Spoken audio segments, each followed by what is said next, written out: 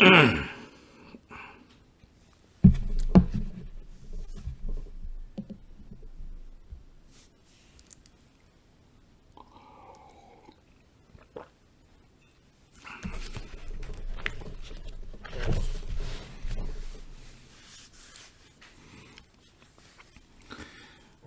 let's continue now with Vajra statement number 10. Vajra statement 10 in this last chapter says, if one does not awaken to Buddhahood with respect to the entire dharmadhatu, one does not become a Buddha. This is spoken of in relation to people who say, some people believe, some people have this understanding, that Buddhahood is separate. Like Buddhas attain Buddhahood in separate individual Buddha fields.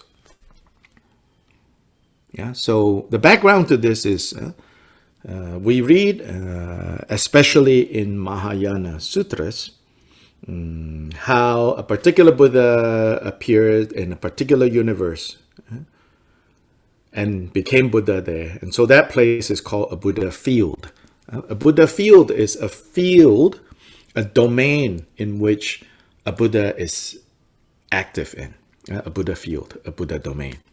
And so we hear like Amitabha in Sukhavati in the western direction in relation to us. Then we hear about Akshobhya in Abhirati in the eastern direction in relation to us, and so on and so forth. So as a result of that, some people, again, got too rigid. And kind of say, oh, Amitabha is the Buddha in that Buddha field. And Akshobhya is the Buddha in that Buddha field. And Shakyamuni is the Buddha in our Buddha field. And then these are all kind of separate. And they want to draw rather rigid lines between here and there. So here Kyopa Rinpoche said, if Buddhahood, if a particular being did not achieve Buddhahood in all space and time, that's the meaning of dharmadhatu here, you can say, in all of space and time. If Buddhahood isn't achieved in a way that transcends all space and time, then it's not Buddhahood at all.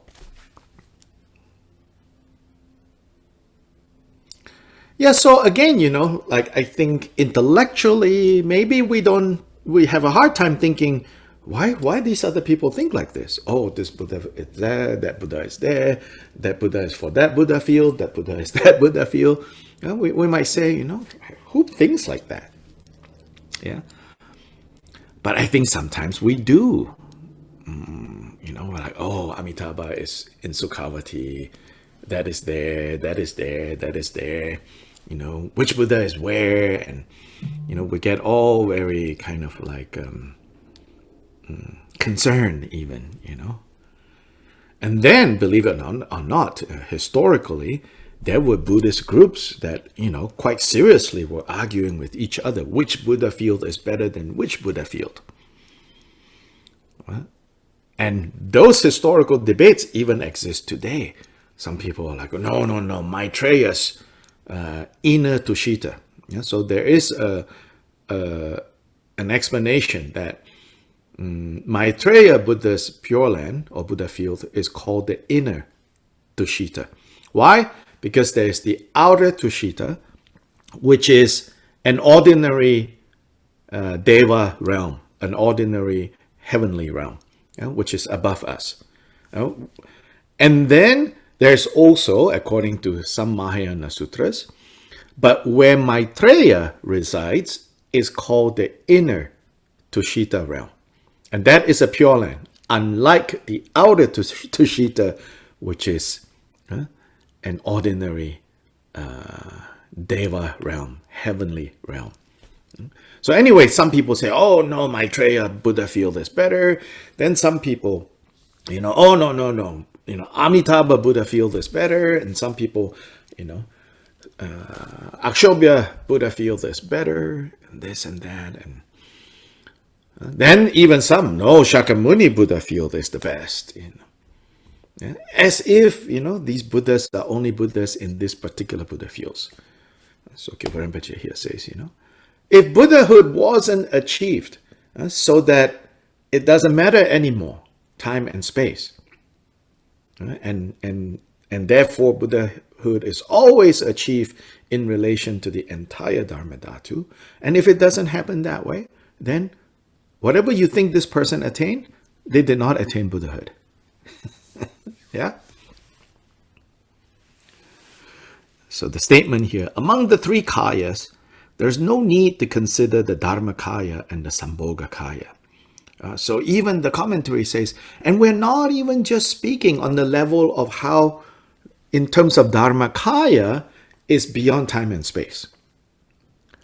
Or in terms of sambhogkaya, which is the more subtle forms that Buddhas display, that those are beyond time and space. In fact, according to Chodra at least, even Supreme Nirmanakaya is such that at the time of his attainment of Buddhahood on the seat of awakening, like in Bodh Gaya in India, today you can go on pilgrimage there, Buddha Shakyamuni completely revealed all the ornaments of the Buddha fields of the three times of the infinite sphere of reality.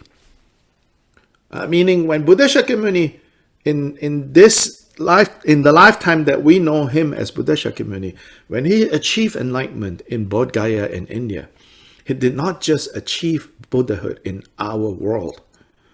In that moment when he achieved Buddhahood, he achieved Buddhahood in all time and space. That it made a difference to all time and space. Not just our world, definitely not just Bodh Gaya. In all time and space, he achieved Buddhahood. So it is taught in the Lalita Vistara Sutra that all beings of the 10 directions have seen this. And furthermore, the Buddha Avatamsaka Sutra says, the Chakravartin king, Prabhutaratna, dominated as many world spheres as the number of sand particles in 10 oceans. His sons match in number the quantity of these world spheres. The number of the assemblies of his domain equaled those spheres. Moreover, each assembly was surrounded by an equal number of assemblies that again surrounded a number of Chakravartin kings, equaling the fine dust particles of the world's Mount Meru. Furthermore, those retinues dominate the 3, 2, and 1,000 world systems with 4 continents as before, and each king has a number of retinues as before, and each retinue is an ocean-like assembly of people.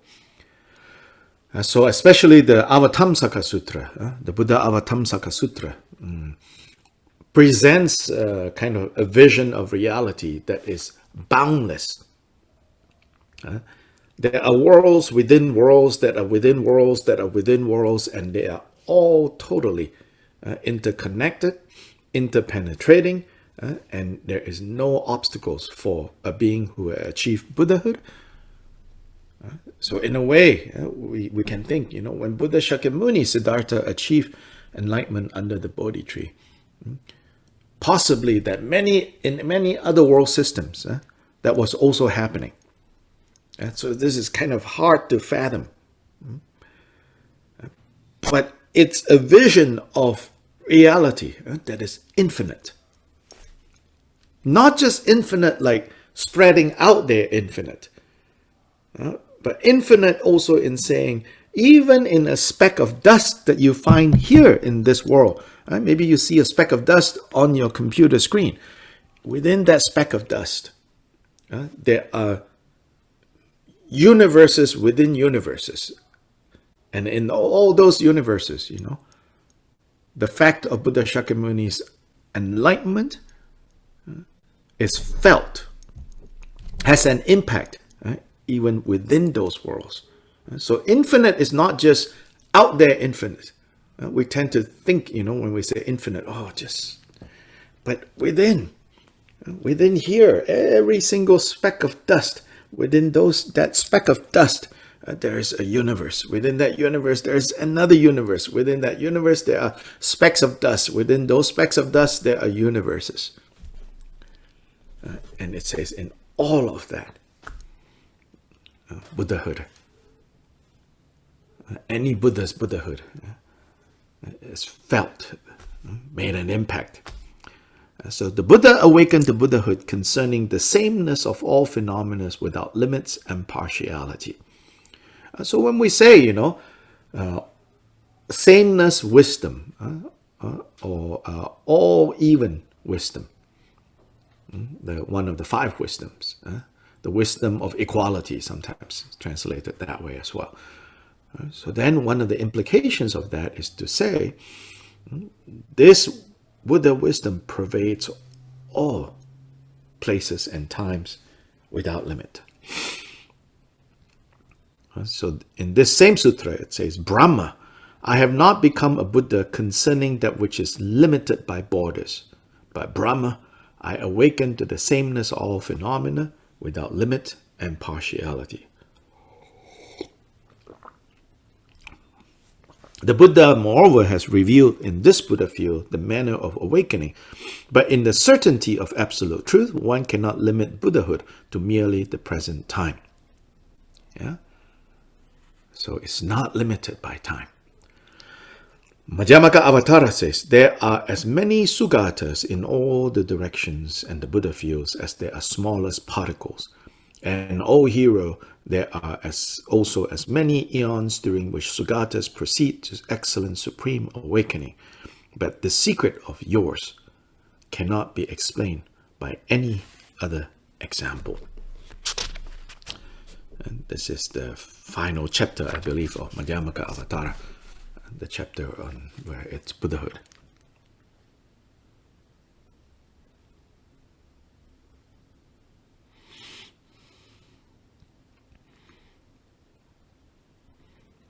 So Sobish tells us, this Vajra statement refutes the general view that from the time of the first cultivation of the resolve onward, so when you first made that resolve to achieve Buddhahood, one aims for a particular Buddha field and maintains that field later at the time of Buddhahood. So it refutes this idea that Buddhahood, in other words, Buddhahood is limited.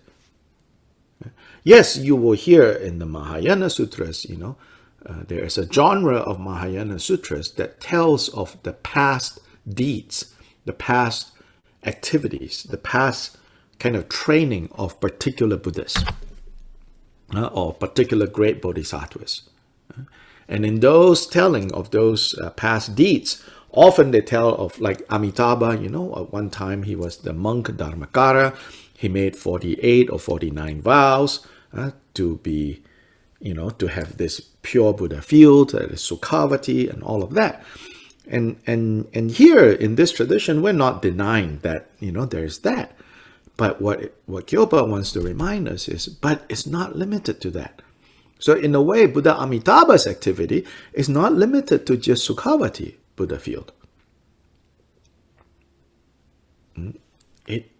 It has implications, it has an effect beyond one specific place, one specific time.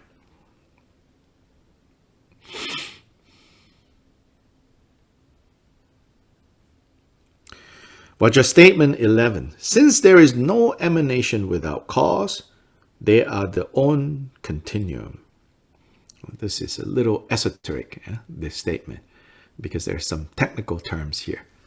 So then we look, this statement is said in relation to, concerning the limitless Buddha emanations, it can be said that they emanate without causes.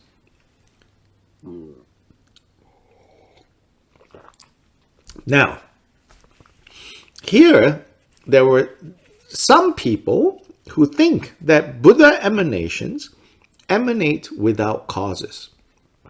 So here perhaps you can say there are some people who then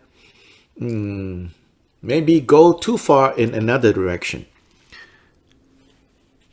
One direction of going too far is the direction emphasizing emptiness. Because Buddhas are completely emptied of any and all conditions that might make them still implicated in suffering, in the realm of suffering. So the complete transcendence of Buddhas. So of course, generally speaking, in Theravada tradition, they tend to think like this. But even within, Tibetan Buddhism, which is Mahayana in nature, and also Vajrayana, even that there are some who will speak of Buddhahood as completely transcendent, so that they say Buddha qualities cannot really be asserted to be as such. They are merely kind of on the side of the confused beings. Then they see Buddha qualities, whereas the actual state of Buddha, there are no qualities. We have talked about this, right? So that's one extreme. This is addressing perhaps a different kind of extreme, where it goes in the direction of saying Buddha activities are so available and also so magical that Buddha emanations can just occur without rhyme or reason. Yeah. So perhaps there are then those who get so much into the other side that, oh, you cannot understand. It just happens. It just happens. These emanations. So here, Kyopa says, no. They happen due to causes. Yeah, they happen due to causes. Commentary. It is taught that, quote, when the Buddhas train the trainees, they ought to place themselves in this particular course of training. The samadhi called so and so, unquote, and so forth. Thus, the large Panchaparamita Sutra says, Subhuti, all phenomena are emanations. Some are taught as emanations of mental defilements, some as emanations of karma, some as emanations of Shravaka and Pratyeka Buddhas, and some as emanations of the perfect Buddha. So here, Chodra quotes from this Panchaparamita Sutra that says, actually, if we want to talk about emanations, like the embodiment of something, which is what an emanation is, then from confused emanations to enlightened emanations, they are all due to causes. So in Milarepa's life story, towards the end of his life, he said to his disciples, he said, I know some of you think, oh, my Lama, Milarepa, is so great, so amazing, unbelievably amazing. He must be the emanation of Vajradhara. Or perhaps he is the emanation of some great Buddha. Then here Milarepa wants to emphasize, and he says, it's good that you have faith and your perception is purified so that you can see me as equal to Vajradhara. And that speaks to your level of, purifying your view. It says, but then don't make the mistake of thinking that the reason why you think I'm so great is you do not have confidence that the Dharma has such power that within one lifetime it can change Milarepa from Milarepa the sinner to Milarepa the saint. He says, in fact, if I'm the emanation of anything, I can tell you, then I'm probably the emanation of a hell being. And that's why earlier in this lifetime as a human being, I was still behaving like a hell being. But it was because I met the Dharma and I met the kindness of Marpa that then I worked very hard to achieve what you think, what you see me as today. So there, Milarepa says, if I'm the emanation of anything, then I can tell you, I was probably then an emanation of a hell being. So here, in this Panchaparamita Sutra, it says, in fact, all phenomena are emanations. All phenomena are the result, the fruition of these causes. So some are the fruition of the causes of mental defilement, some are the fruition of the causes of karma, some are the fruition of the causes of Shravaka and Pratyeka Buddhas, and some are the fruition of the causes of perfect Buddha. Therefore, since emanations without cause do not exist, they must arise as their own continuum. So own continuum is to be understood as based on its own causes, depending on the cause. But the usual meaning of the term own continuum, rgyud, and the present meaning are not the same. Rgyud actually is a very specific technical term. Those of you who study Buddhist philosophy, you will recognize that this is swatantrika. Swatantrika and prasangika are the two branches of Madhyamaka philosophy. And so in Tibetan Buddhism, it's said that swatantrika is inferior to, or a step behind, prasangika.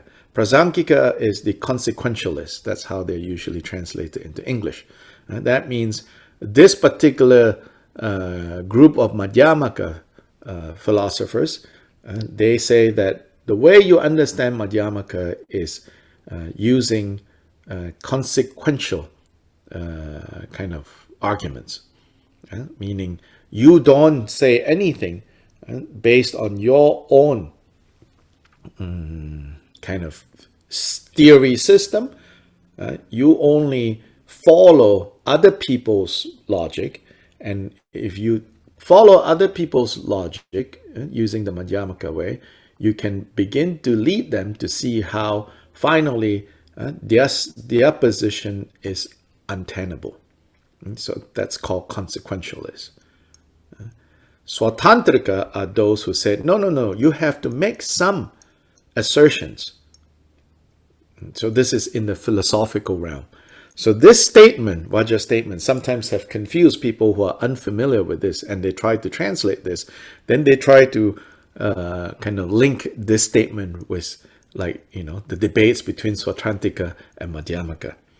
But here Chodrak clarifies and say, no. Here Swatantrika is not talking about that philosophical tradition. It's not talking about those debates. Here is talking about saying each emanation that you say, oh, this is an emanation and this is an emanation. If you think that these emanations just like, no rhyme or reason, they just turn up, then this is wrong view. These emanations arose due to their own, meaning there is a cause that is directly related to this result that you are seeing. So even emanations have proper causes. So emanations don't arise like without rhyme or reason.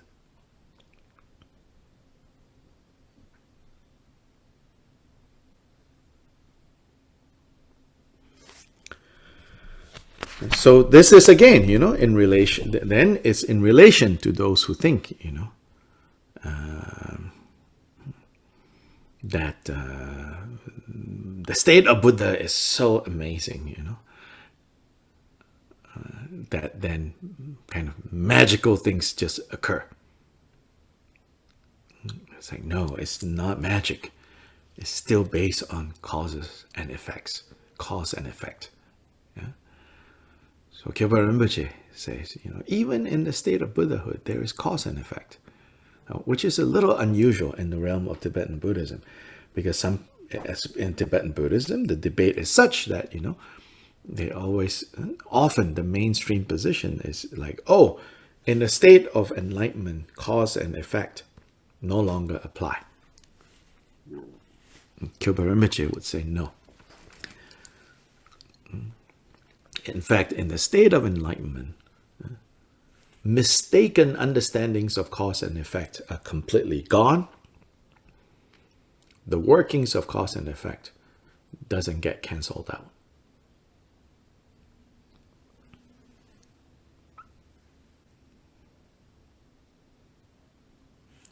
Following from 11 is 12. 12 is a variation of 11. So what's going on in statement 12? The Buddha is a body of dependent origination. So again, this is in relation to those who say, no, Buddhas are beyond cause and effect, beyond dependent origination. Khyalpa Rinpoche says, what we call Buddha, the body Or you can, here body can also mean like the substance, like what is it, It's none other than, this principle of dependent origination. That even Buddhas are Buddhas because of dependent origination. Then specifically, this Vajra statement is said in relation to people claim that the two form bodies are gnosis, and gnosis are appearances of others. Again, what's going on here in this opposing view, or the view that is being clarified by Gyoba Rinpoche, is this is again pertaining to those who say, when Buddhahood is achieved, everything is gone, everything is finished. That in fact, the true Buddha body is the dharmakaya. The nirmanakaya and the sambhogkaya is merely due to other people. Back to that statement or that idea. If a Buddha alone sits in an empty room, does the Buddha perceive any sentient beings and the suffering of sentient beings?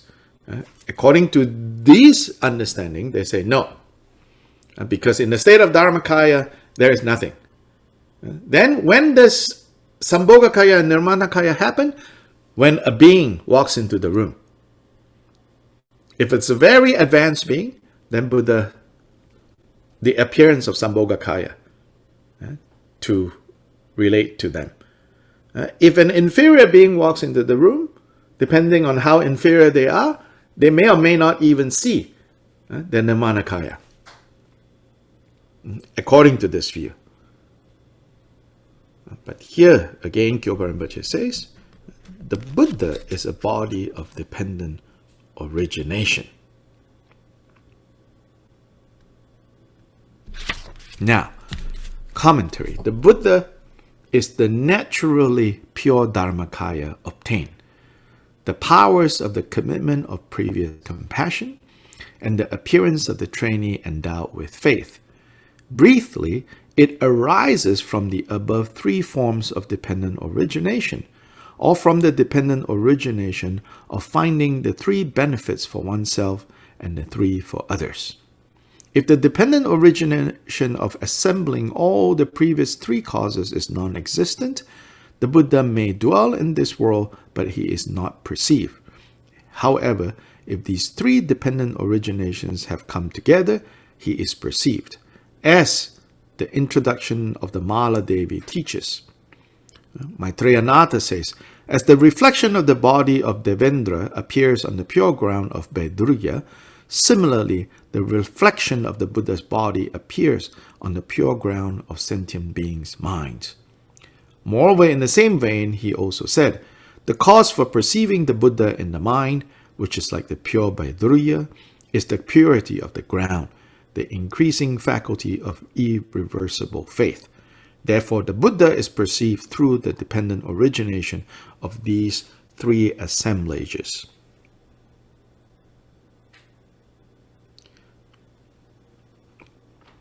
So here, what is saying is, what are the three elements? Okay, Sobish very helpfully provides us the purification by separation from afflictions, which Buddhas have done. The cultivation of compassion, and the development of an oath, meaning the giving rise of bodhicitta and the commitment to actualizing bodhicitta, which the Buddhas have done, and the cultivation of faith, the perceiver side. So two parts from the side of Buddhas, one part from the side of perceivers. When these three come together, that is the working of dependent origination. When these three come together, then we say, oh, there's a Buddha there. Oh, there is a Buddha there. So Buddhas, again, Buddhas cannot exist, so to say, all right, without us. So this, in a way, modifies that position that I said, if a Buddha was sitting alone in a room, right, and no sentient beings, will there be anything going on? Nothing. When a sentient being turns up, right, and I said, then the sentient being will perceive. accordingly. If it's a very advanced sentient being, then the advanced sentient being will see a sambhogkaya. A not so advanced being will see a perfect nirmanakaya. But a being that is completely obstructed might just see a statue there. Right?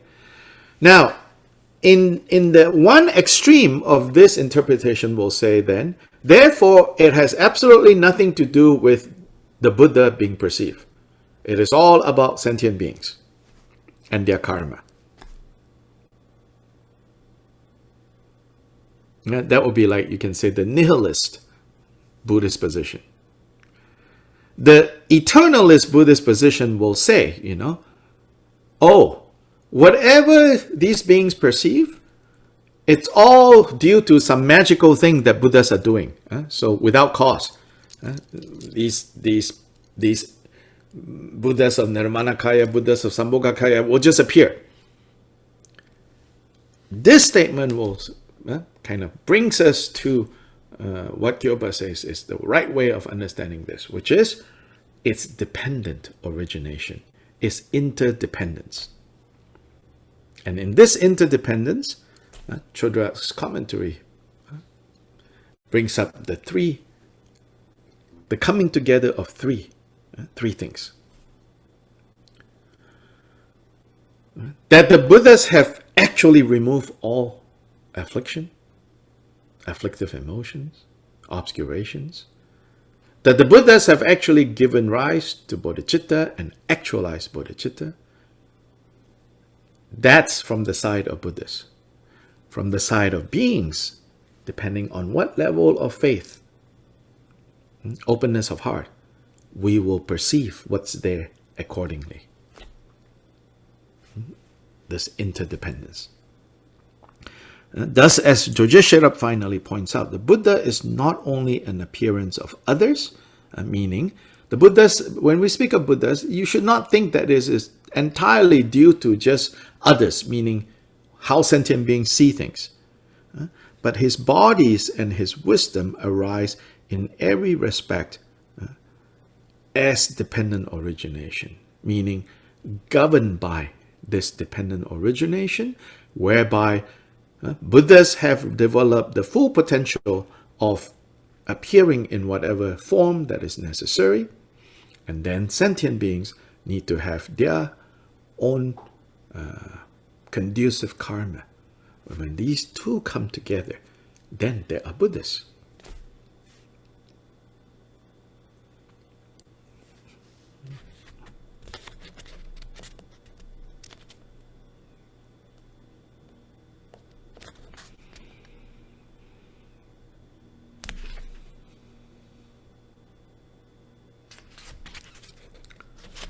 Questions, comments, observations? I have a question. Yes. If it means that there is no emanation without a mind that perceives the... Oh, not just that. There is no emanation without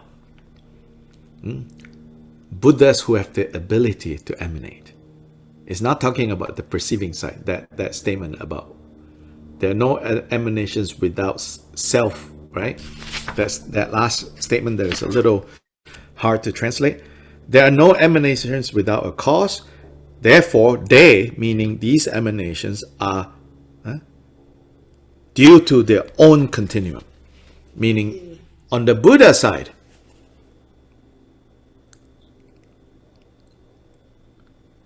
the emanations appear because there are Buddhas emanating. That it has relationship with the next Vajra statement that is about its body. Say that again. That it has relationship with the next Vajra statement that talks about the body, the Buddha's body. No, not so much. How it relates to the next statement is the next statement reminds us that it's also because sentient beings have faith. So whether you're saying emanation or saying body is saying the same thing.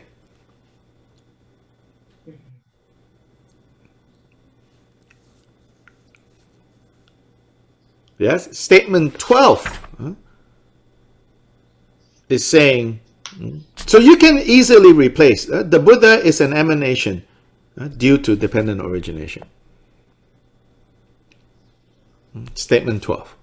So the difference or the connection between 11 and 12 is not so much, oh, over here is emanation, over here is body. The difference and the relationship between 11 and 12 is more about, 11 is saying how, don't think that when Buddha bodies appear, Buddha emanations appear, they appear just because of sentient beings' karma.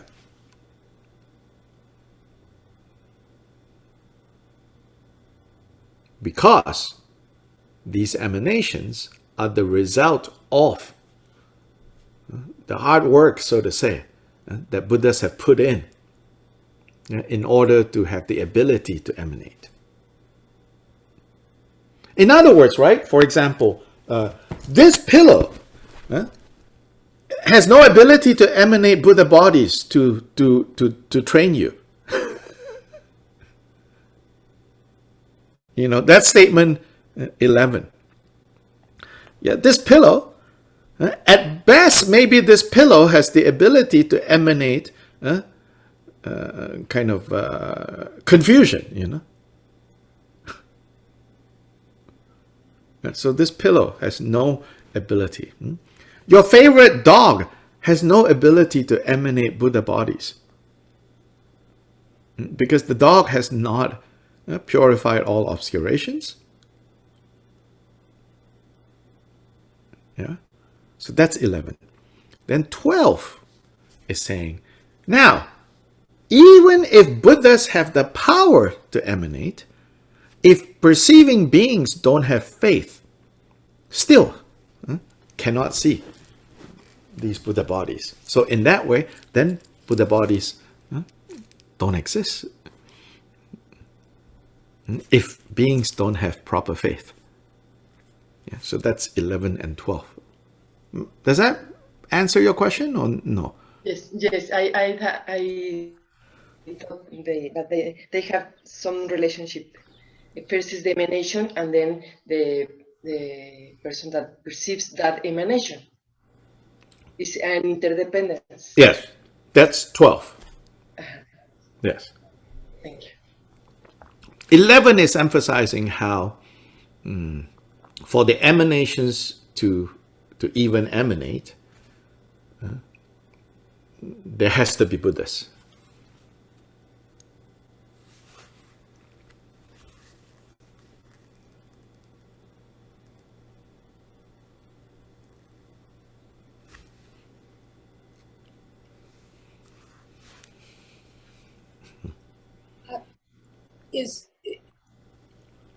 We have read in places, I think, there are kalpas in which no Buddha has appeared. I mean, is that perhaps that there are no beings who are able to see Buddhas and therefore they have not appeared? From that perspective, faith not enough, collective karma of the beings is not enough. Yeah. But it doesn't mean the Buddha presence is not there, so to say, because when Buddhas attain Buddhahood, their wisdom mind pervades all things, the entire dharmadhatu. So without the perception of beings, there is no Buddha, from the being's perspective. Yes, exactly. And don't go too far, which is what all these verses are basically doing. Mostly addressing those who emphasize too much transcendence, to say, no, Buddhas are not in that way, you know, like transcendent, like almost like rendered useless. Yeah, those who emphasize the transcendence of Buddhas have emphasized it so strongly until Buddha seems rather useless. Then here and there, those who emphasize Buddha's presence, right, might make the mistake of saying that Buddha's presence happen. The Buddhas are so powerful that their presence can happen with or without the supporting karma of sentient beings who perceive or not perceive the Buddhas.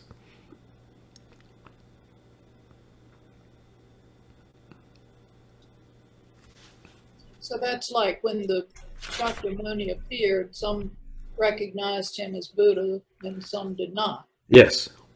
Mm-hmm.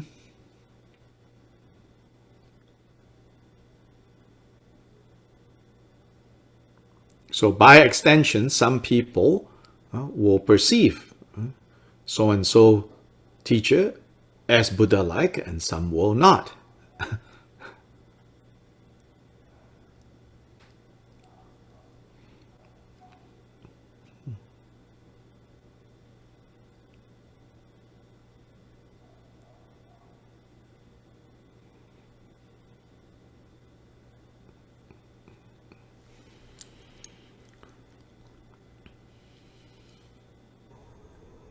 Well, I have sort of like,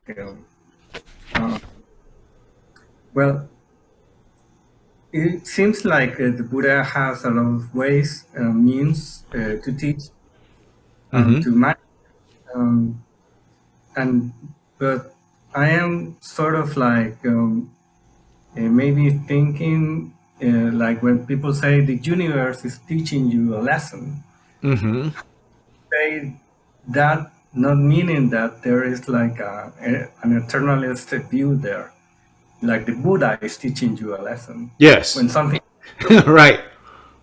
When we say the universe is teaching you something, yeah. That's an eternalist view. Yes. Yeah, and basically these are basically theists, but they don't want to think that they are theists because they're fed up with the church, they're fed up with the mosque, whatever, So they're just using the universe as a substitute for God. Because the universe don't have priests and clergy, so you don't feel so controlled by the universe. So they say, oh, the universe is teaching you something, Yeah. It's like, no, it's raining. That's all. End of story. Sometimes it rains. Sometimes it doesn't rain. Then if you want to know why it rains when it rains, or how, talk to a weather guy, he'll tell you about condensation and weight, and finally it rains. Now, if you recognize that, oh, because it's raining, then this kind of reminds me about afflictive emotion or whatever, right? Then it could possibly be the universe / Buddha emanations, right? And your own participation in that meaning arises. Right? So it has something to do with that. So take this discussion, this is a good example. Take this discussion away from the specifics of Buddha emanations, all of that, It's like, where does meaning arise from? The eternalist view is meaning is out there, the universe. Then the narcissistic view is meaning is all here. Buddha's way is an interdependence. It's an interdependence where it matters whether there is or not a Buddha there emanating. So in one of the earlier discussions about the how, in that context of it says, teachers who don't have qualities cannot give rise to those qualities and cannot be the cause of those qualities arising in their students. It's not saying that the students cannot give rise to those qualities.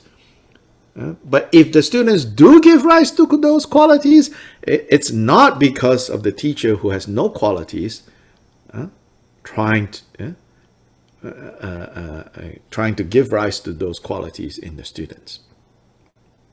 Remember that statement? It says teachers who don't have X or Y quality will have no ability, right, to engender, to be a catalyst for the students to give rise to those qualities. So there is emphasizing, like emanations in this context have causes.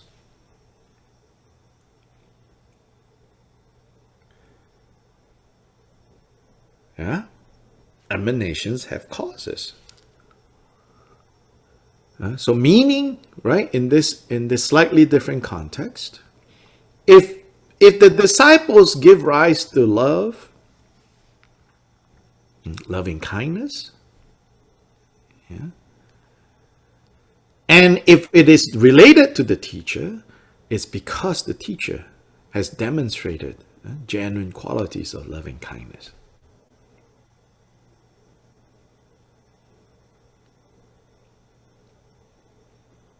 So the teacher needs to have the stuff in order to be able to have an effect on the students.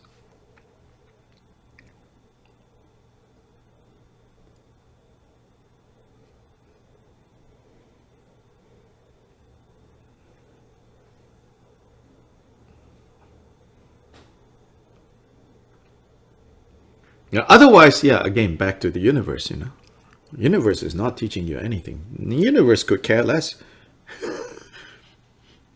Whether it's raining or not raining. Whether the sun is out or not out. Universe could care less. Because the universe doesn't have sentience in that way. Universe doesn't have bodhicitta.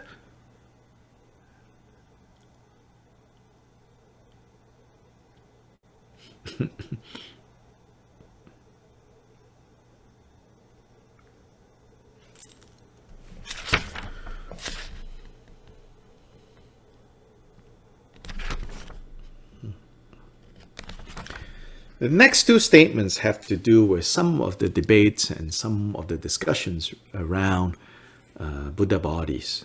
So dharmakaya, sambhogkaya, nirmanakaya. So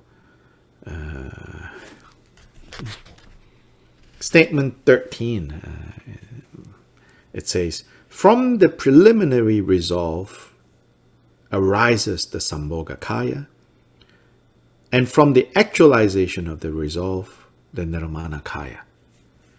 It's kind of very interesting, this statement here. It shows us, one thing for me it shows is that back in Kyopo Rinpoche's time, there were these really discussions. People really want to match everything and say, this kaya is the result of this cause over here. Then these kayas are the result of the fruition of these causes.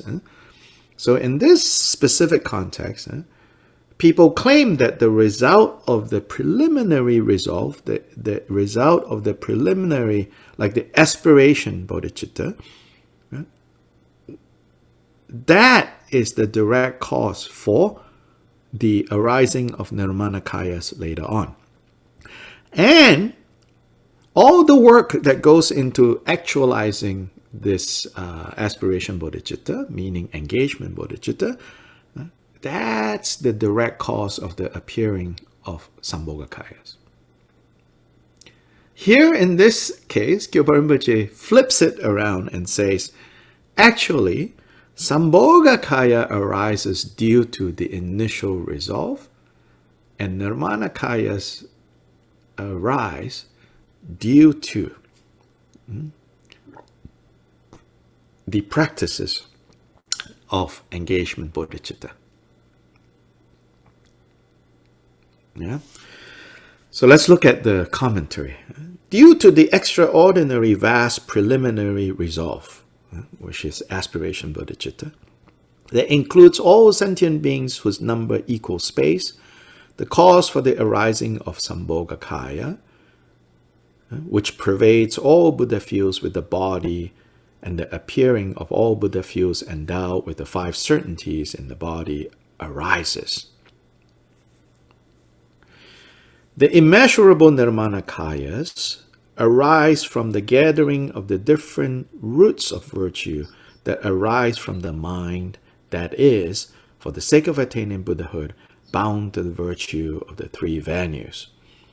The principle underlying such this way of understanding is found in the Bhattacharya Pranidhana. This is the Samantabhadra's king of aspiration prayers. To bring an end, the karma and mental afflictions of as many sentient beings as fill all of space, that is the limit of my aspiration. Moreover, the Gandhavriha Sutra says, the cultivation of the resolve for awakening is not for the sake of a single being, and so forth. Up to, is not for the sake of inexpressibly many sentient beings. It is for the sake of all sentient beings.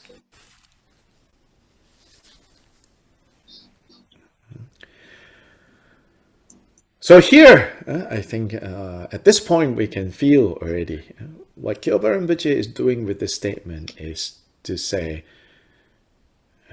this initial aspiration, bodhicitta, is actually a very powerful moment. Don't underestimate. Because this initial genuine resolve, right, that comes from the heart that says, I want to liberate beings. I want beings to be free from suffering and all beings to be free from suffering. That this initial generation of bodhicitta, because it is in relation to infinite sentient beings, its effect is infinite. Now, between sambhogkaya and nirmanakayas, there is a sense that nirmanakayas are more limited in their kind of function. The sambhogkayas, because they are more subtle and more like profound, their kind of effect is much greater. So following from that logic, therefore the view arises that the initial generation of aspiration bodhicitta is more preliminary.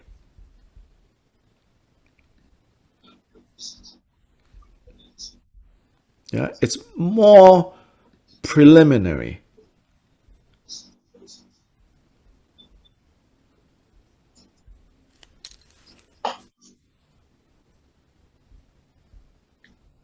And the actual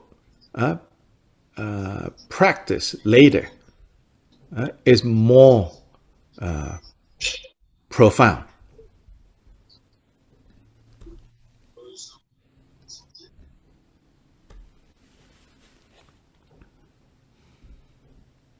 So continuing. Furthermore, such a teaching does not contradict the formation of the aspiration by the potter, brihadutti.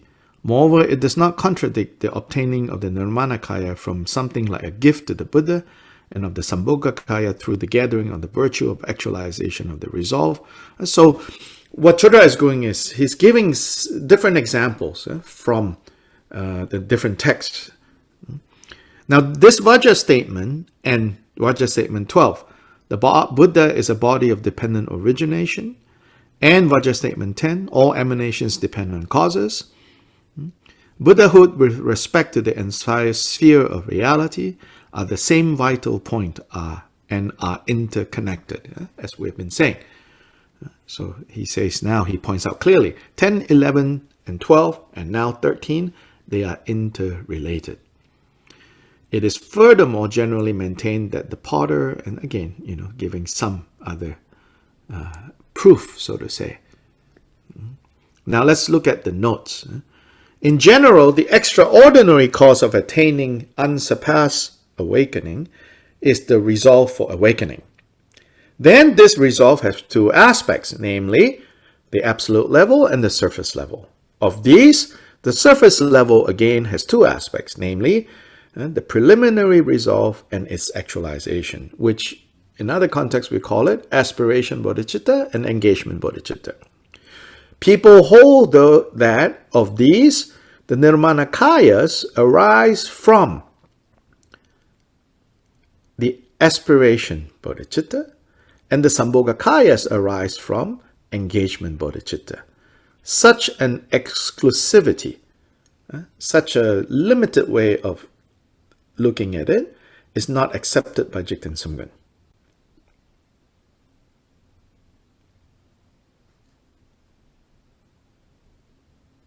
So the first example of the generally accepted version, which is, aspiration bodhicitta, is what gives rise to nirmanakayas. Engagement bodhicitta eventually is what gives rise to sambhogkaya. So here is like one example that shows why people think like this.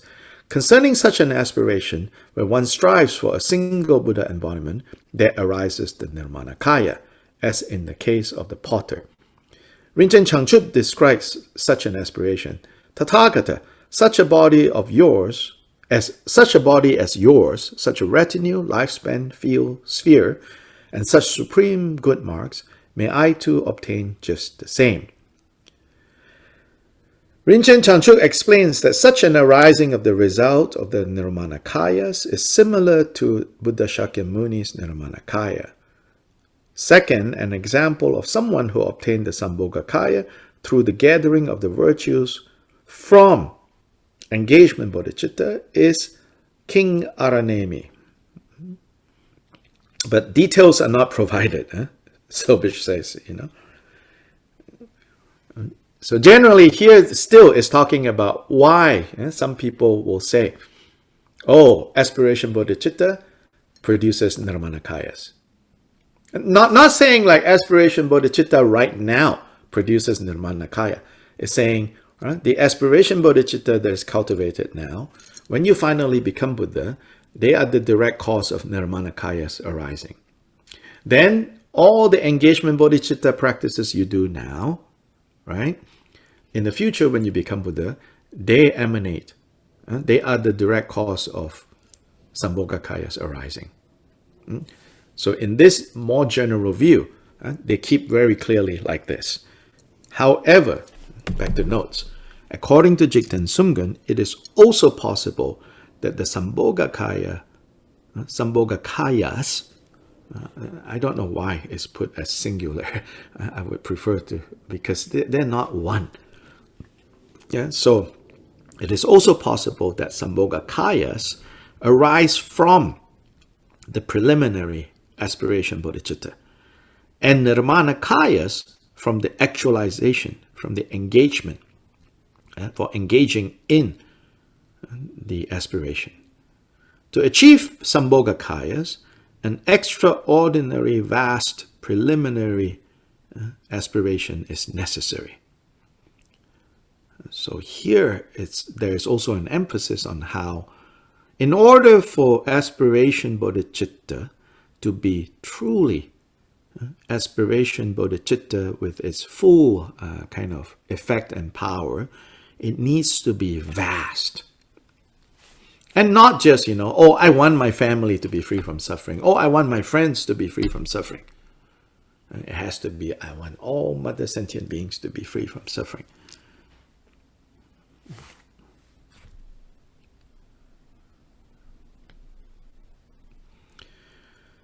So Sobish quotes from this one sutra, as for a single sentient being, great compassion is cultivated for the sake of absolutely all sentient beings. To establish all sentient beings in the awakening of a Buddha, I'm going to practice the conduct, the deeds of bodhisattvas. Such an aspiration, says Doja Sherab, is one in which the mind encompasses all sentient beings whose numbers equal the limits of space, and which is itself immeasurable and vast as space. From such a cause that arises a result that is a body pervading all sambhogkaya Buddha fields. For the sake of this result, one blesses oneself through the short, medium, and long periods and binds oneself to the virtue of the three venues. This refers to the binding to virtue which one aspires to do until one has attained Buddhahood, until death, and until tomorrow. That's the three venues. That's why in our engagement bodhicitta prayer that we do at the beginning of all our practices, from now until this time tomorrow. From now until the end of this life. From now until Buddhahood is achieved. Jiten Sumgön states such a vow in his pith instructions on practicing the two resolves for awakening. For that purpose, until I have attained Buddhahood, I will generally bind body, speech, and mind to virtue. Until death, until I die, I will bind body, speech, and mind to virtue.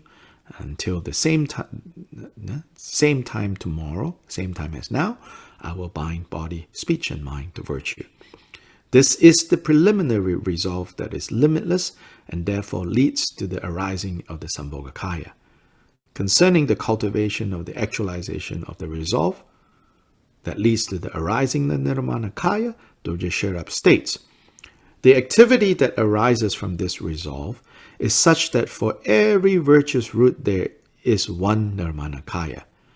Empowered by that resolve, even a single prostration is a single resultant body, and immeasurable prostrations are immeasurable bodies. Now, our doing of prostrations. Why 100,000? It says, if your bodhicitta, if your aspiration bodhicitta is so powerful, then for every prostration that you make, it becomes a cause for the arising of one nirmanakaya. So if you are a Buddha, who became Buddha without doing a lot of prostrations, not that many nirmanakayas are going to appear.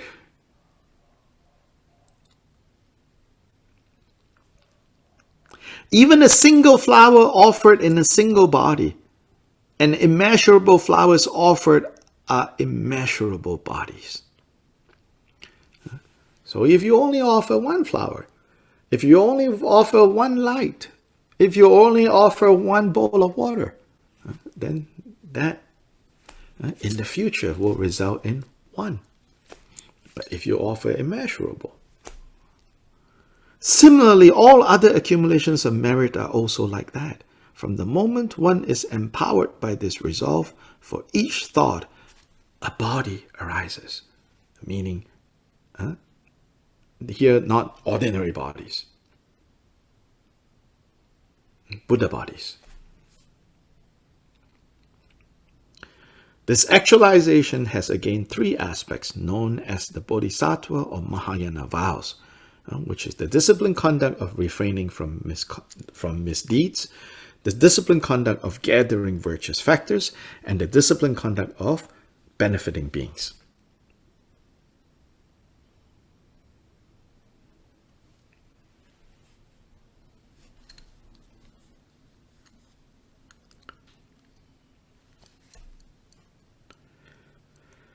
Yes, so this statement may be, for most of us, you're like, yeah, okay. Because we're not so caught up in those debates of needing to put very clearly, oh, nirmanakaya is the result of this. Oh, sambhogkaya is the result of this. But the commentary, like especially this last one by Dorje Sherab, is very inspiring. The activity that arises from this resolve, from this seemingly preliminary resolve, I shall do whatever it takes to achieve Buddhahood for the sake of all beings. This resolve is such that for each virtuous root, meaning from this point on, for each virtuous source, virtuous root sometimes is too poetic. It means For every act of virtue, every seed of virtue that you plant, root of virtue, meaning that seed, meaning source, it will give rise to. So for each virtue's root, there is one nirmanakaya. To elaborate, when empowered by this resolve, then even one prostration will result in the manifestation of one nirmanakaya in one Buddha field in the future to benefit countless beings. 2 prostrations, 2 Buddha fields, 2 bodies, 2 Buddha bodies in 2 Buddha fields, 3 prostrations, 3 Buddha bodies in 3 Buddha fields, so on and so forth. All for one flower.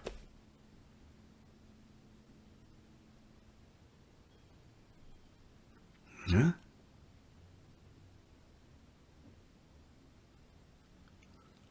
So this is about the vastness of one's view. This is about mind in the end.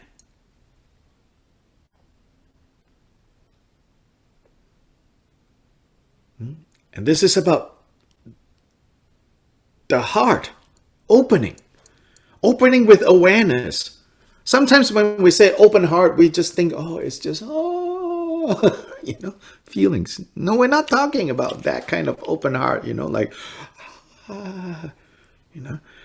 it's this vastness where you understand all the possibilities.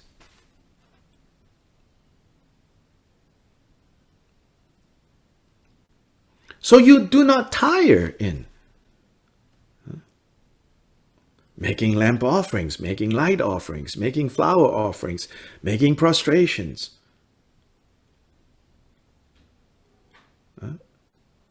Giving food, giving alms, all the good practices, whatever, reciting one mantra.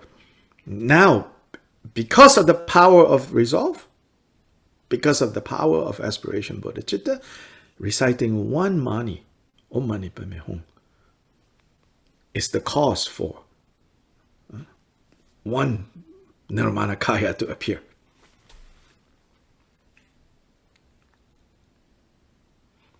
Anna Isabel, did you have a question or accidentally raise your hand?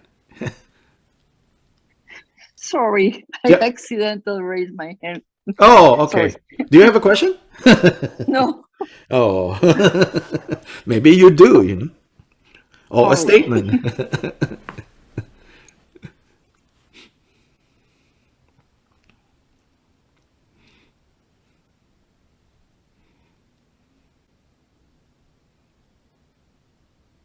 Good.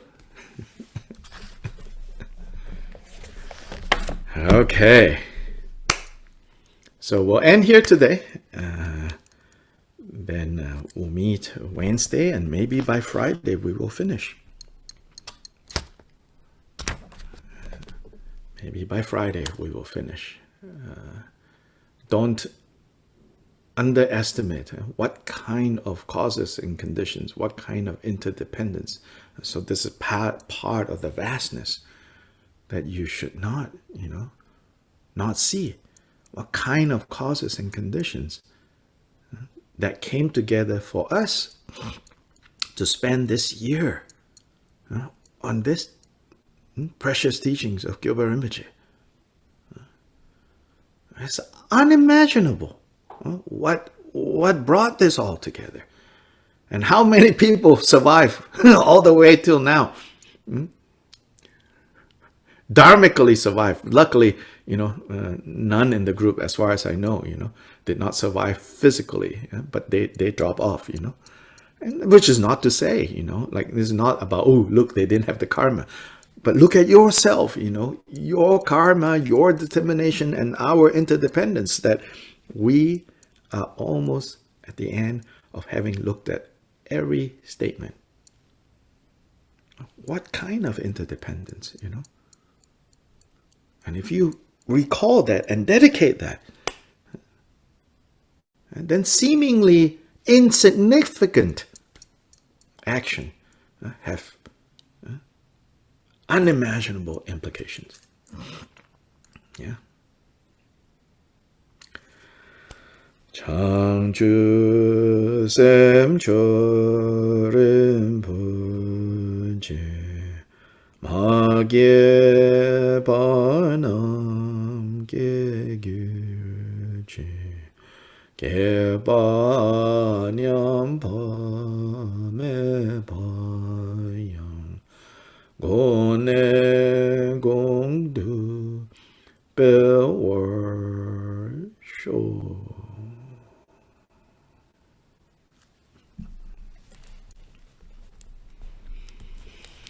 Yeah. Now we can stop the recording.